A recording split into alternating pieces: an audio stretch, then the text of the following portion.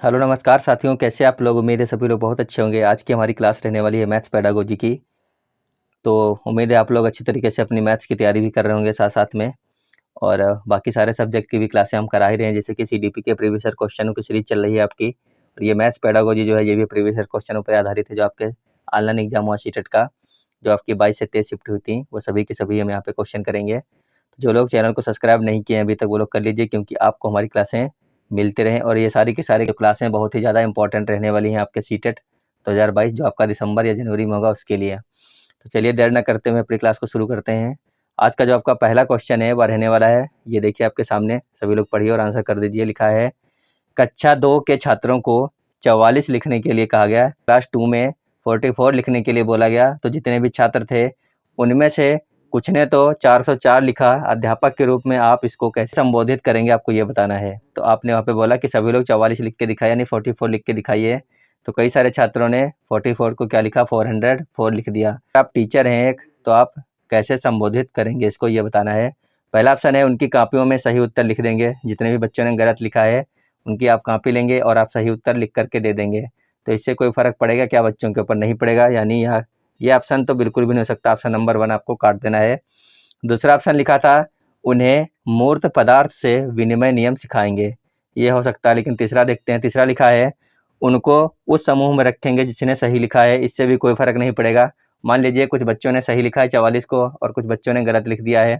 44 को क्या लिखा है, 404 लिखा है। तो जिन लोगों ने सही लिखा है, अगर आप उनके पास में बिठा भी देते हैं तो क्या फ़र्क पड़ने वाला है?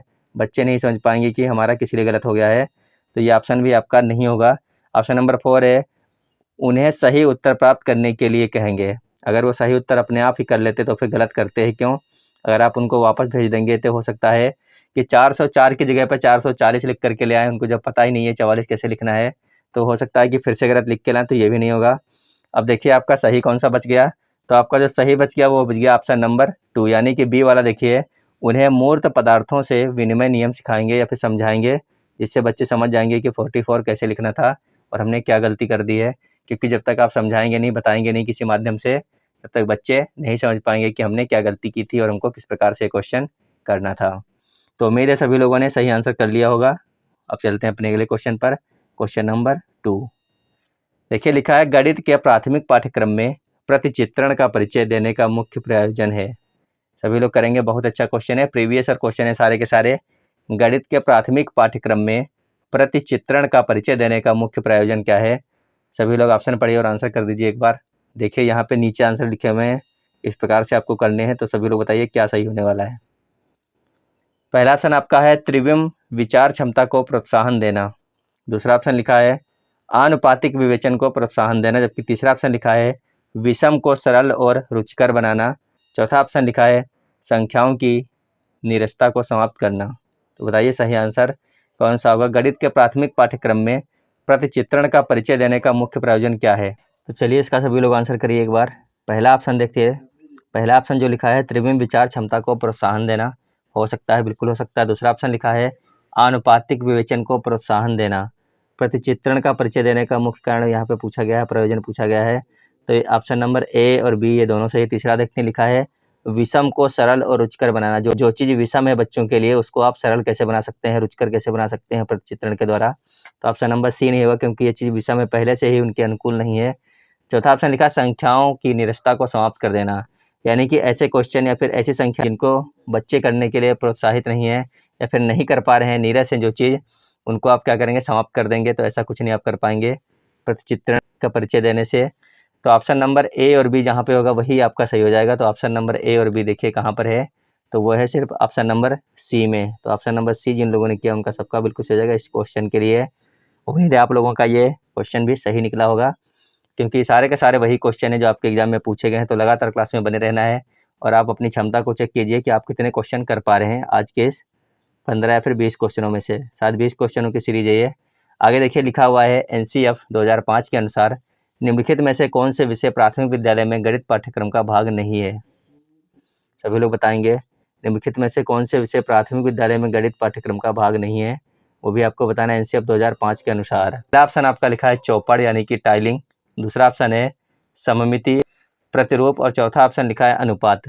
तो चौपड़, सममिति, प्रतिरूप और अनुपात में कौन सा ऑप्शन ऐसा है जो कि प्राथमिक विद्यालय में गणित पाठ्यक्रम का भाग नहीं है, आपको ये बताना है।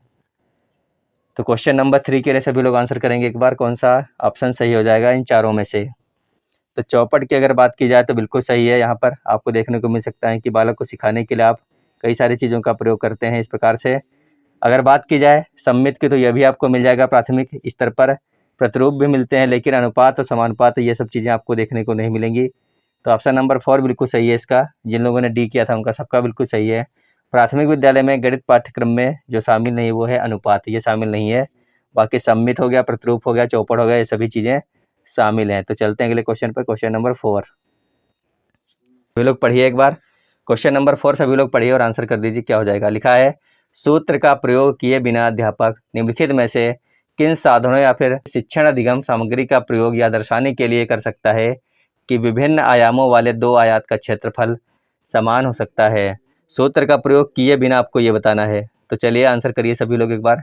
पैमाना, ग्राफ पेपर, धागा या फिर टाइल, इनमें से कौन सा ऑप्शन है जिनका प्रयोग एक अध्यापक जो है वो कर सकता है कि विभिन्न आयामों वाले दो आयतों का क्षेत्रफल समान हो सकता है, जबकि इसको सूत्र का प्रयोग नहीं करना था।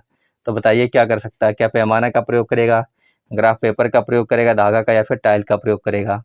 क्वेश्चन बहुत बार बनता है आपकी पेडागोजी में इस प्रकार का, तो सभी लोगों को इस प्रकार के क्वेश्चन रटे होने चाहिए और आंसर भी रटे होने चाहिए। सभी लोग बताइए क्या हो सकता है। पहला तो ग्राफ पेपर हो सकता है, दूसरा आपका देखिए ऑप्शन टाइल्स भी हो सकता है। टाइल वाला और ग्राफ वाले दोनों बिल्कुल सही है, यानी ऑप्शन नंबर बी और डी यहाँ पे होगा वही आपका सही हो जाएगा। तो बी और डी देखिए ऑप्शन नंबर बी में दिखे हुए हैं, बी और डी। जिन लोगों ने ऑप्शन नंबर बी किया था इसका, उनका सबका बिल्कुल सही हो जाएगा इस क्वेश्चन के लिए। ऑप्शन नंबर बी जो है बिल्कुल सही है, देख लीजिए आप लोग। तो चलते हैं अगले क्वेश्चन पर। यानी आपको क्या करना है, अगर आपको बिना सूत्र के किसी भी आयामों वाले दो आयतों का क्षेत्रफल निकालना है तो ग्राफ पेपर और टाइल का प्रयोग करके बहुत अच्छे तरीके से आप बता सकते हैं बच्चों को।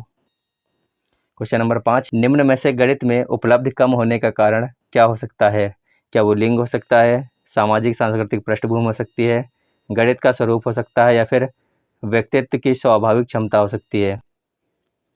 निम्न में से गणित में उपलब्धि कम होने का कारण क्या हो सकता है।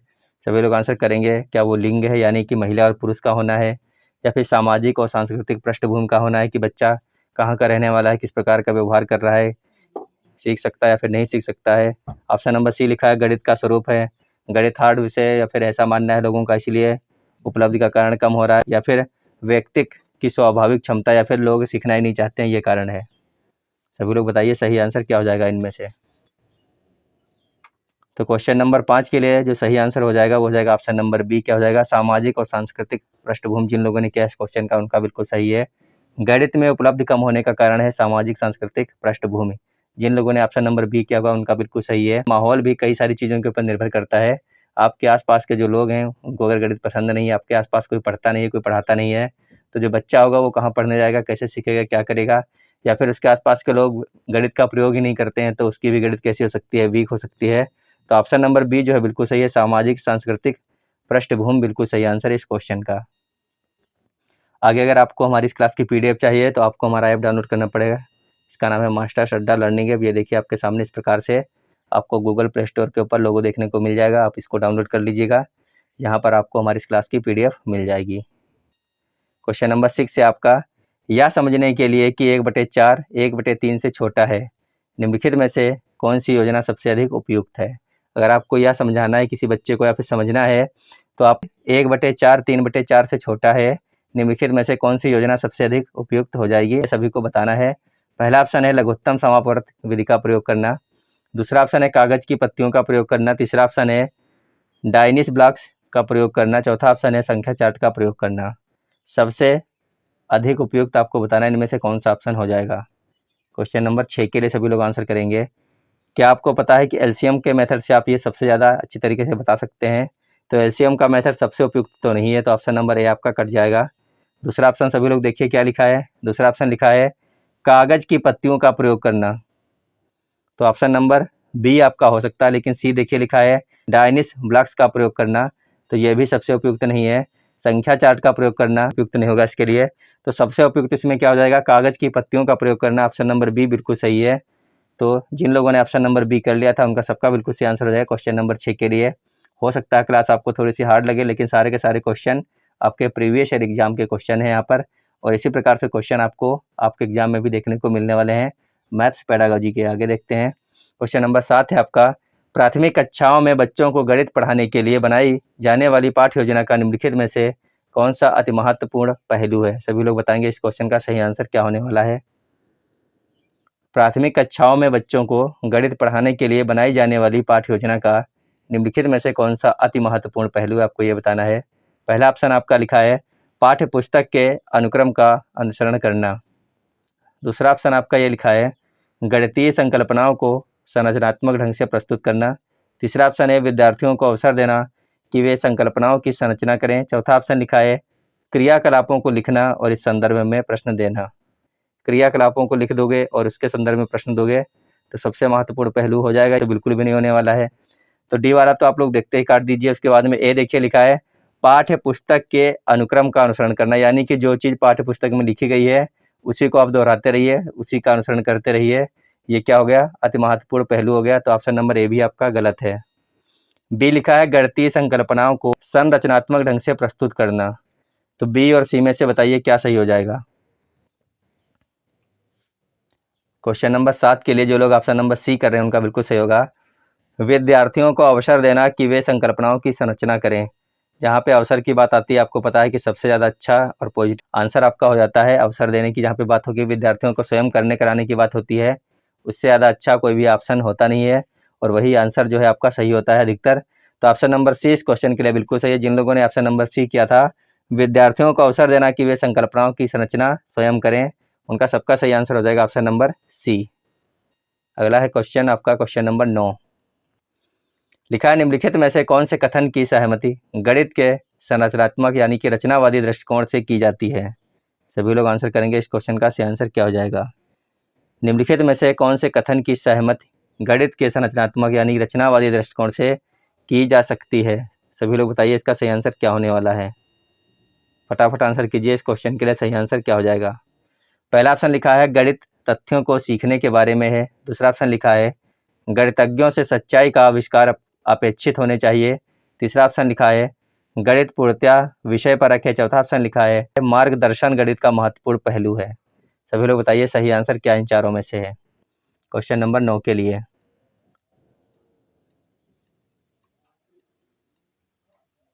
क्वेश्चन नंबर 9 के लिए जो लोग ऑप्शन नंबर डी करेंगे उनका बिल्कुल सही है, नंबर डी बिल्कुल सही है। इस क्वेश्चन के लिए आपका मानस दर्शन गणित का महत्वपूर्ण पहलू है। ऑप्शन नंबर डी जिन लोगों ने किया है उनका सबका बिल्कुल सही हो जाएगा इस क्वेश्चन के लिए।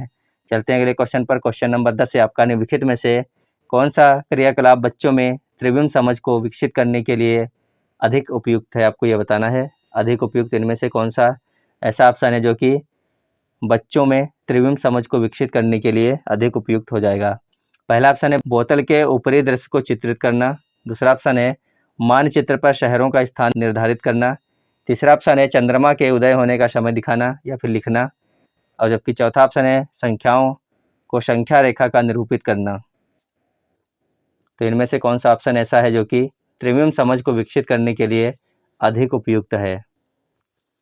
चंद्रमा के उदय होने का समय लिखना, इसमें कुछ करना ही नहीं। इसको अभी चंद्रमा उदय होता है 6:15, 6:20 या फिर 7:15, 7:20, इसके लिए आपको कुछ नहीं करना था, तो ऑप्शन नंबर सी आपका नहीं होगा। इसमें संख्याओं को संख्या रेखा का निरूपित करना है, इसमें भी कुछ नहीं करना है आपको। क्वेश्चन के लिए जो सबसे अच्छा ऑप्शन हो जाएगा वो हो जाएगा आपका ऑप्शन नंबर 1, बोतल के ऊपरी दृश्य को चित्रित करना। क्या हो जाएगा? बोतल के ऊपरी दृश्य को चित्रित करना, यानी कि जैसे कि आपकी जो बोतल बनाई जाती है तो उसके ऊपर के दृश्य को चित्रित करने में दिमाग लगाने की जरूरत है इन चारों ऑप्शनों में से सबसे ज़्यादा। तो ऑप्शन नंबर ए जो है आपका बिल्कुल सही आंसर हो जाएगा इस क्वेश्चन के लिए। तो जिन लोगों ने ऑप्शन नंबर ए किया था उनका सबका बिल्कुल सही आंसर हो जाएगा क्वेश्चन नंबर 10 के लिए। चलते हैं अपने अगले क्वेश्चन पर, क्वेश्चन नंबर 12 देखिए आपका लिखा हुआ है निम्नलिखित शाब्दिक समस्या के प्रकार को पहचानिए। ये क्वेश्चन हम अपनी पिछली क्लास में भी कर चुके थे, जिन लोगों ने देखे हुए उनका सबका सही आंसर हो जाएगा इस क्वेश्चन के लिए। सभी लोग पढ़िए और आंसर कर दीजिए। निम्नलिखित शाब्दिक समस्या के प्रकार को आपको पहचान। समस्या देखिए क्या लिखिए, समस्या लिखिए मेरे पास 6 पेंसिल हैं, मनीष के पास मेरे से 2 अधिक हैं। मनीष के पास कितनी पेंसिल है आपको ये बताना है। मेरे पास 6 हैं, मनीष के पास मुझसे 2 अधिक हैं, तुलनात्मक जमा है ये। तुलनात्मक घटा है, या फिर वैकलित जमा है, या फिर वैकलित घटा है। मनीष के पास कितनी पेंसिल हैं आपको ये बताना था।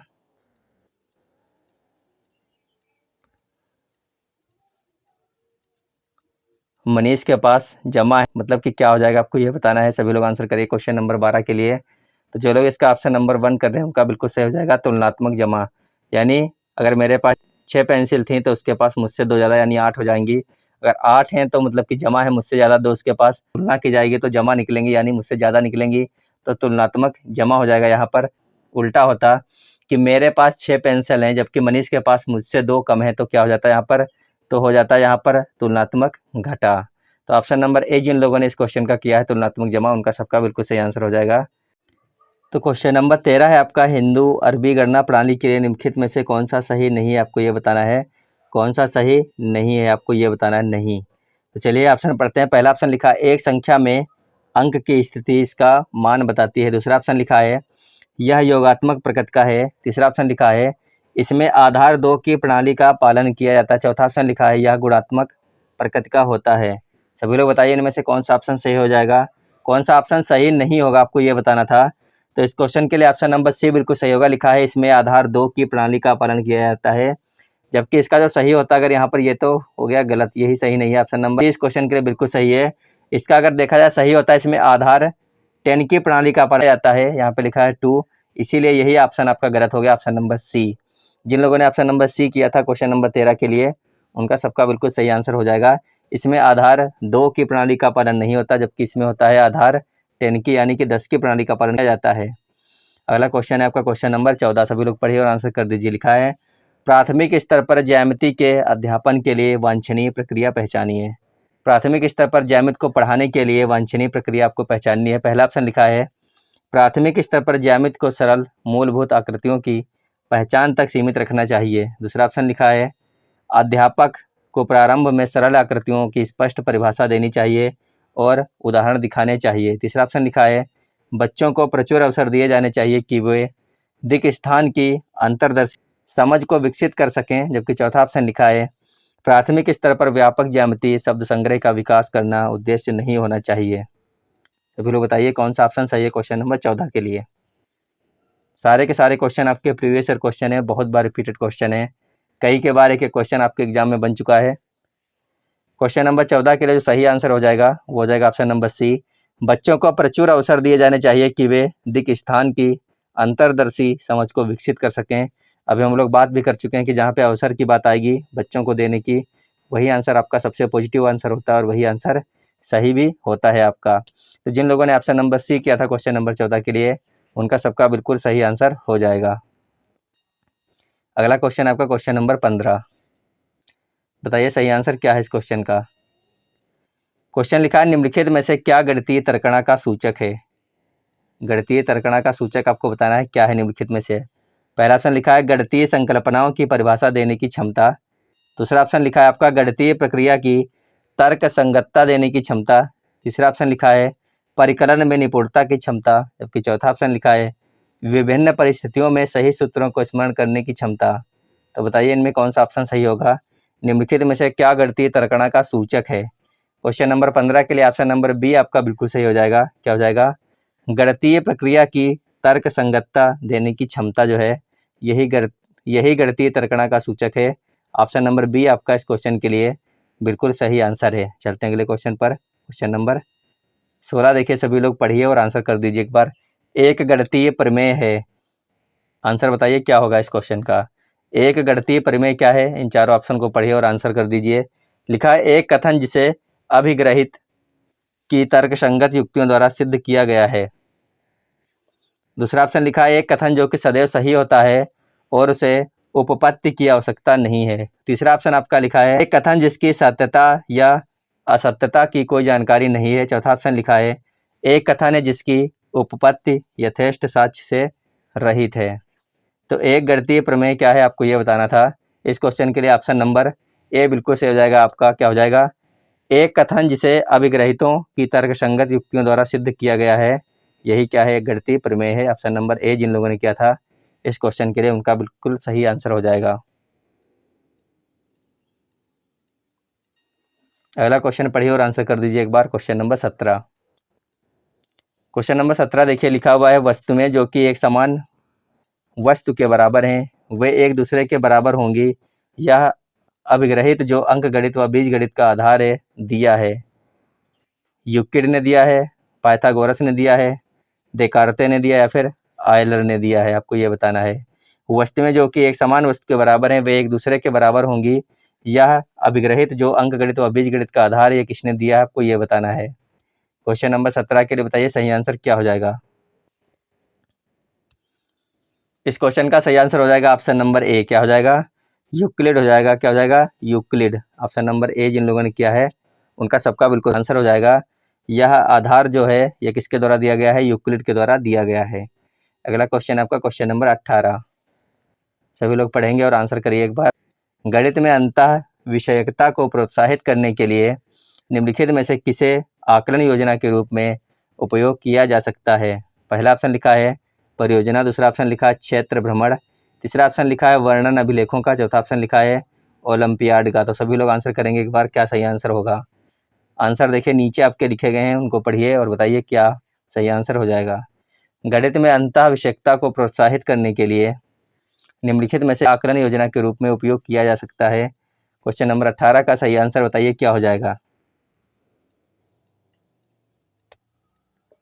तो इस क्वेश्चन का सही आंसर हो जाएगा आपका ऑप्शन नंबर ए, यानी कि ए और बी वाले दोनों ऑप्शन सही हैं। परियोजना और क्षेत्र भ्रमण ये दोनों ऑप्शन आपके बिल्कुल सही हो जाएंगे इस क्वेश्चन के लिए। जिन लोगों ने ऑप्शन नंबर ए किया था उनका सबका बिल्कुल सही आंसर हो जाएगा। वर्णन अभिलेख ओलंपियाड आपका नहीं होगा। ऑप्शन नंबर ए और बी आपका सही हो जाएगा इस क्वेश्चन के लिए। क्वेश्चन नंबर 19 लिखा है आपका, किस विधि से यह सिद्ध किया जा सकता है कि दो सम पूर्णांकों का योग सदैव सम होता है? आगमन विधि से, प्रत्यक्ष या फिर प्रतिवाद या फिर प्रति सकारात्मक उपपत्ति से। तो सभी लोग बताइए क्या सही आंसर हो जाएगा। किस विधि से यह सिद्ध किया जा सकता है कि दो सम पूर्णांकों का योग सदैव सम होता है? क्वेश्चन नंबर 19 का सभी लोग आंसर करेंगे।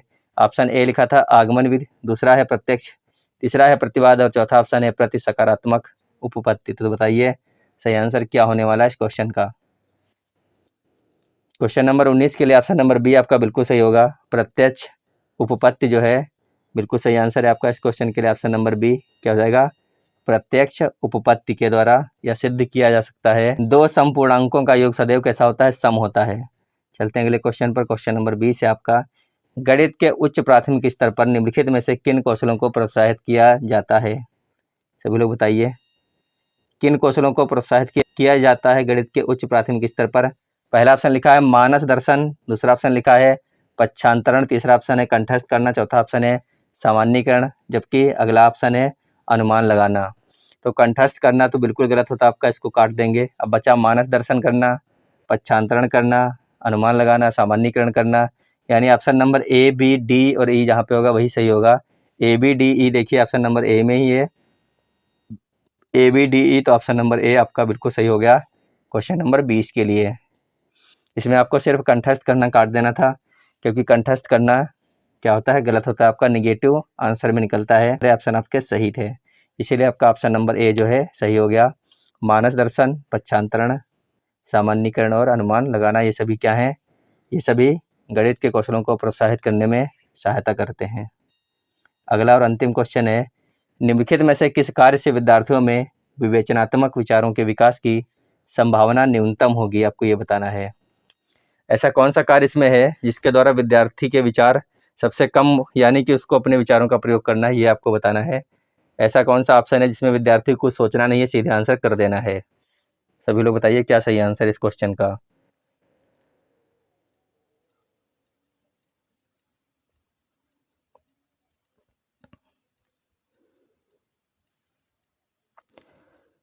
तो इस क्वेश्चन के लिए जो लोग ऑप्शन नंबर ए पहले देखिए, लिखा है 22 गुणे 73 को 3 विभिन्न तरीकों से हल करके उनके परिणामों की तुलना कीजिए। तो इसमें काफ़ी समय उनको लगाना पड़ेगा और दिमाग खर्च करना पड़ेगा।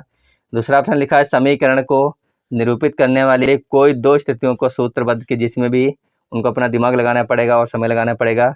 तीसरा ऑप्शन लिखा है एक विद्यार्थी ने एक लंब वृत्तीय बेलन जिसकी त्रिज्या इतनी है, ऊंचाई इतनी है, का आयतन इतना है, परिकलित किया, उसने कहाँ गलती कर दी। तो इसमें भी समय और दिमाग लगाने की ज़रूरत है। जबकि आपसे पूछा गया है कि विचारों के विकास की संभावना न्यूनतम होगी। यानी विद्यार्थी को ऐसा कौन सा ऑप्शन है जिसमें कुछ भी सोचने की जरूरत नहीं है, सीधे क्वेश्चन पढ़ रहा है और आंसर कर दे रहा है। तो ऑप्शन नंबर डी आपका हो जाएगा बिल्कुल सही। एक लंबवृत्तीय बेलन का आयतन ज्ञात कीजिए जिसकी त्रिज्या 3.5 सेंटीमीटर और ऊंचाई 10 सेंटीमीटर की है। तो इसमें सबसे कम, इन चारों ऑप्शनों में से सबसे कम जो दिमाग लगाने की जरूरत है, सबसे कम विकास की संभावना है, वो ऑप्शन नंबर डी में है। तो इस क्वेश्चन के लिए जिन लोगों ने ऑप्शन नंबर डी किया था उनका सबका बिल्कुल सही हो जाएगा। उम्मीद है सभी लोगों के क्वेश्चन अधिक से अधिक सही निकले होंगे। आप लोग बताना कितने क्वेश्चन आपके सही निकले हैं और कितने क्वेश्चन आपके हो चुके हैं गलत, और आपको किस क्वेश्चन को समझने में सबसे ज़्यादा दिक्कत का सामना करना पड़ा। तो चलिए मिलते हैं आपको अगली क्लास में। जब तक आप लोग स्वस्थ रहिए, मस्त रहिए और तैयारी करते रहिएगा। अगर आपको पीडीएफ चाहिए, हमारी जितने भी हम लोगों ने क्वेश्चन किए हैं इसकी पीडीएफ आपको मिलेगी हमारे ऐप के ऊपर, जिसका नाम है मास्टर श्रद्धा लर्निंग ऐप। इसको आप लोगों को डाउनलोड करना है गूगल प्ले स्टोर से, तो यहाँ पर आपको पीडीएफ मिल जाएगी। इसके साथ साथ में आपको जितने भी प्रीवियस ईयर के पेपर हैं वो भी यहाँ पर मिलने वाले हैं। आपको कक्षा 3 से लेकर के कक्षा 8 तक की एनसीईआरटी की अगर किताब पढ़नी है फ्री में, तो वो भी आपको इसी ऐप के ऊपर मिलने वाली हैं। और अगर आपको पेड नोट्स खरीदने हैं तो आप वो भी खरीद सकते हैं बहुत ही कम कीमत पर। तो चलिए तैयारी करते रहिएगा, स्वस्थ रहिए, मस्त रहिए। धन्यवाद, बाय बाय।